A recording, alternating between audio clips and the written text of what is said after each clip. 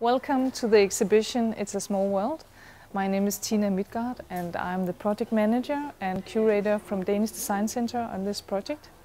It is a collaboration project between Danish Architecture Center, Danish Craft and Danish Design Center. And there's been appointed a curator from each center, and we have in collaboration articulated this exhibition that is stating different utopias of possibilities for the future within design, architecture and crafts. And it's been a very important aspect for us that it's based upon future studies and is discussing and entering a dialogue about different utopias that could make a huge difference.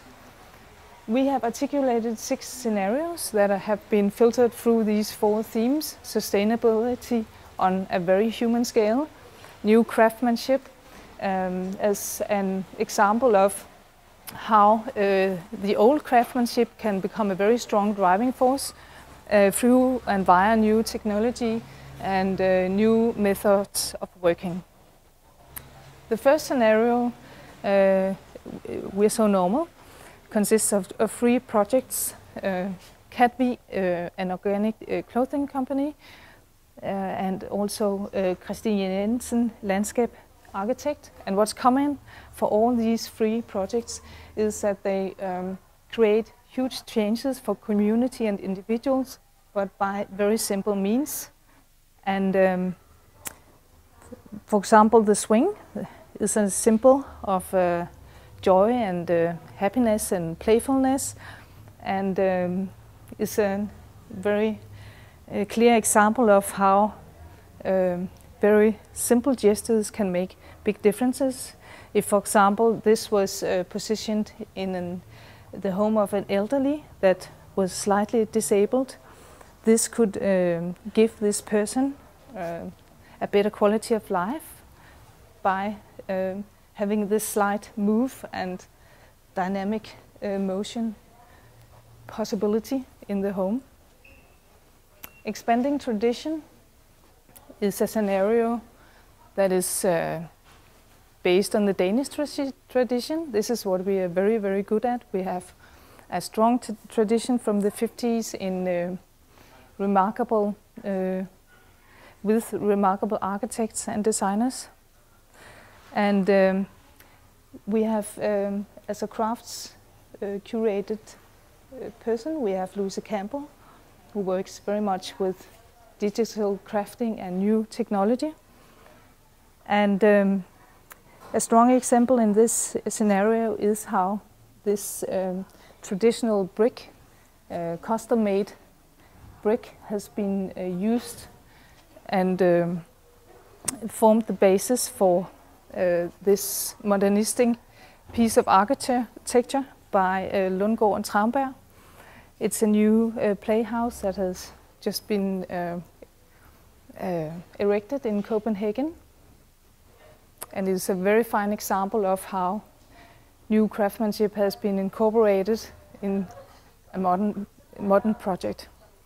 This example is a service design project, a welfare concept developed as a food delivery system for elderly people in a certain part of Denmark.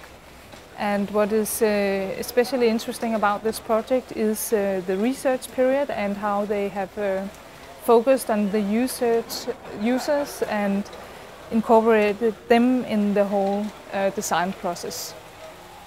It's Your Turn examines the motivation behind design and presents a number of ideological mindsets.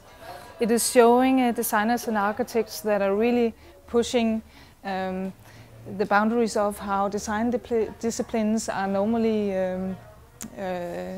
working. And the first example here is a project by Collision Architectural Bureau.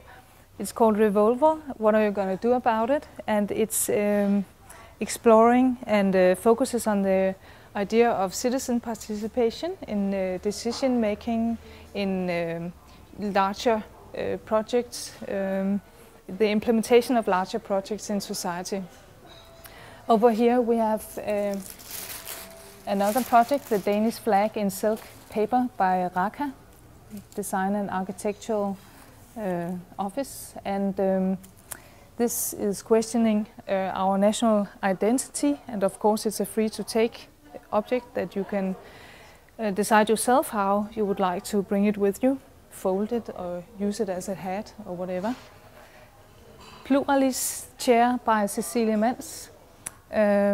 Cecilie Mans is always focusing a lot on simplicity and questioning functionality and human habits, which this chair is a very fine example of. Over here is a research project by Astrid K, textile designer, in collaboration with Research Institute Risø and the company Kvadrat. And it's an exploration of the solar cells and how they can be used on large glass facades and actually be a productive and efficient tool that could generate power if they were a little bit more efficient, but they might be in the future. The next scenario, I'm So Special, explores the relationship between ethics in relation to the ego, the super ego, you could say. How can extravaganza be a strong driving force for the future? And here we have the sculpture life cycle by Sten Ibsens. And we have Henrik Vipskov, and Emenius that have collaborated in this project based upon a series called the Human Laundry Service. And it's inspired by the car wash. And the idea behind it is that you, when you walk through and have the experience through this, these paper fringes, that it will create a slight difference in your state of mind, and this is how they work. The last participant in this scenario, I'm So Special, is Big, the company, architectural company Big, led by Bjarke Engels. And in these videos, he's explaining some of the work process in their office and how they are very inspired by existing structures, building structures that they modify in different ways to optimize either sustainability or circulation or other issues. That's what he's explaining in these small videos. The last little video here is from their Shanghai pavilion, where they will export the Little Mermaid to Shanghai and create this structure where you can bicycle. Linking behaviors is a scenario that explore the effects of when society, when politicians, when designers and individuals, everything works so strongly together that it creates huge difference in our lifestyle, whether we are talking about the houses we are living in, or how we live in our houses, or how we transport ourselves. Here we have 3 interviews with 3 Danish architects, and one from Smidhammer and Lassen, one from Motopia, Serben Cornea and Dorte Mandrup. And they're all discussing what will the housing possibilities be in the future, what is sustainability, can architecture save the world, is the future really green, and discussing the aesthetics of sustainability. Very interesting interviews. And here's an example of a couch that could encourage a higher level of socializing with each other in simple and uncomplicated ways. You can use all these mattresses for having 6 people sleeping over at once in your lounge, and you do not have to make it more complicated than that. And the last element in this scenario is a film through Copenhagen, photographed from the eye level of a child sitting in a cargo bike. So it's a 25-minute bike ride through Copenhagen. Processing experiments are exploring examples that are based on a huge amount of experimentation and innovation, and more focused on the process rather than the final product. And lots of interdisciplinary and international collaboration, research and technology. And the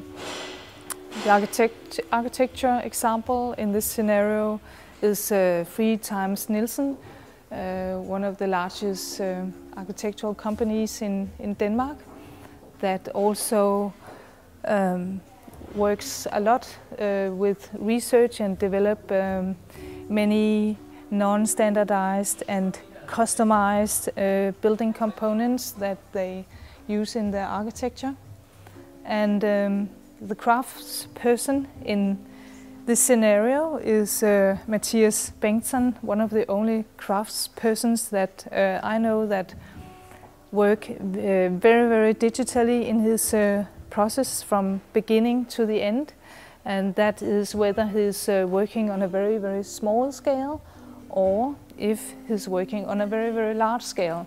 He's also designed this bench in carbon fiber. The design product is this industrial design element, the hearing aid. It's traditionally been a design object that has meant a lot for the Danish Design Society. In the world, there's only a few hearing aid companies, and 3 of them are based in Denmark, so it's generated a lot of work and a lot of success for the industrial designers. The design of the exhibition structure has been developed in collaboration with CITA, the Center for IT and Architecture in Copenhagen. And it's based on a generic system, fractal logic, you could say. And they have developed this computer model for us, that form the basis for all the components of our exhibition structure. And each diamond is customized for its own particular size and usage and shape. So there's not 2 of the diamonds in the structure that are alike. It's an example of mass customization on a very premature level.